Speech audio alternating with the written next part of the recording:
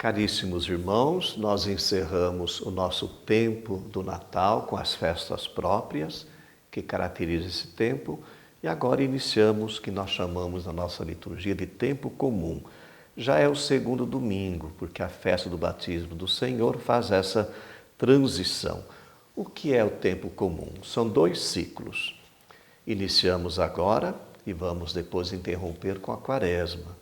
E retomamos a segunda parte, ou segundo ciclo, após a festa de Pentecostes. É o tempo ordinário na nossa liturgia, aliás, o mais longo. Nós falamos tempo comum, mas é um tempo litúrgico muito importante. Nós caminhamos com Jesus na sua vida pública. Jesus que se apresenta como Filho de Deus, o Messias, que vem anunciar o reino. Cada ano nós lemos um evangelho, nós estamos no ano B, é o evangelho de São Marcos. São 34 semanas, como eu falei, nesses 2 ciclos. Um aspecto importante que caracteriza o tempo comum é essa congregação do povo de Deus, que se reúne para celebrar no domingo as ações sagradas do culto. Domingo, para nós, é um dia litúrgico por excelência, que nós celebramos a Páscoa do Senhor, sua paixão, sua vida, paixão, morte e ressurreição. Eu disse para vocês que nós vamos acompanhar o Evangelho de São Marcos, é uma espécie de catecismo. Marcos quer apresentar para nós a figura de Jesus. 2 títulos muito importantes aparecem no seu Evangelho: Filho do Homem, que Jesus gostava de usar esse título, e Filho de Deus. É claro, os outros evangelhos também têm outras imagens que nos ajudam a entender quem é Jesus. Mas Marcos prioriza esses 2 títulos. Sempre no segundo domingo, irmãos, nos 3 anos litúrgicos, ano A, B e C, nós lemos passagem do Evangelho de João. Por isso que no segundo domingo do tempo comum, vamos ler uma passagem do Evangelho de João, João 1, 35, 42, e que narra a vocação dos primeiros discípulos. Esse segundo domingo tem como destaque esse tema, a vocação. E eu lembro já a primeira leitura do livro de Samuel, que apresenta a vocação desse grande profeta, Samuel.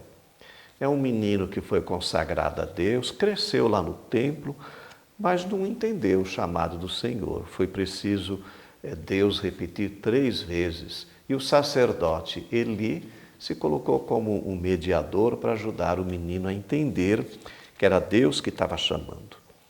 E após discernir a voz de Deus, olha o que ele diz: fala, Senhor, que teu servo escuta.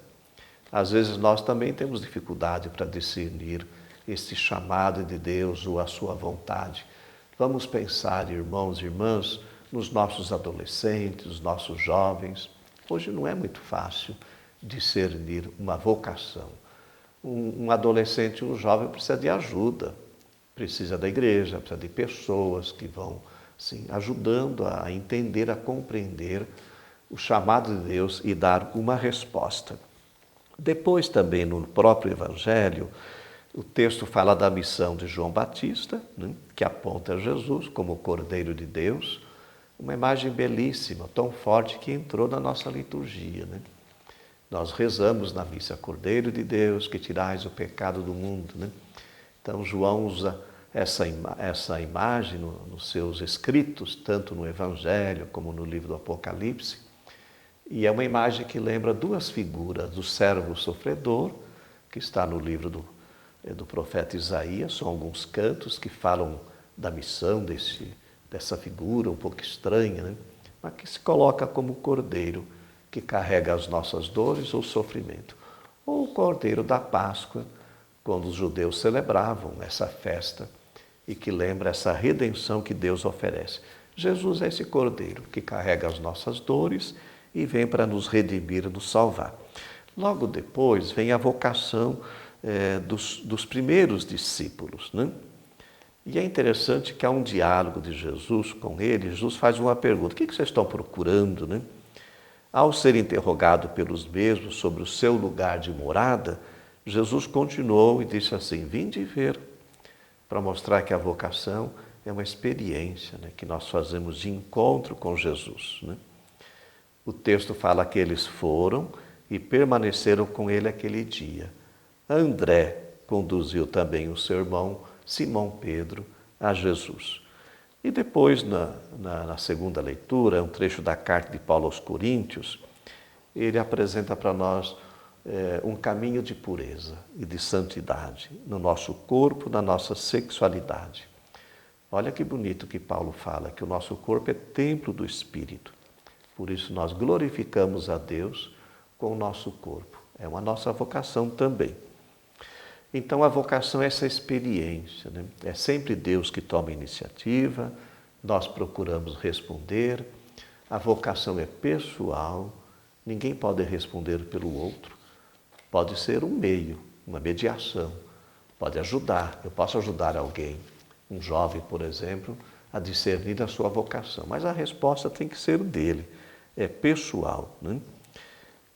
Então nós podemos, nesse domingo, rezar pelas vocações e pedir aí que a igreja seja esse instrumento. Nós temos uma pastoral vocacional que tem essa missão, através de encontros, de acompanhamento, de retiros, de ajudar os nossos jovens a dar essa resposta de discernimento. Uma pessoa sozinha não é capaz de discernir a vontade de Deus. E ao longo dessa experiência vocacional, é preciso então que ela seja acompanhada. Se eu quiser resumir tudo aquilo que eu falei, ou que a liturgia está nos propondo, a vocação, irmãos, é fazer a vontade de Deus. É isso, né? E a vontade de Deus é guardar a sua lei, né? Guardar os seus mandamentos. Quando fizermos isso, com certeza estaremos dando uma resposta lúcida, clara, com discernimento e conforme a sua vontade. Que a bênção do Deus Todo-Poderoso, Ele que é Pai, Filho e Espírito Santo, desça sobre vós e permaneça para sempre. Amém.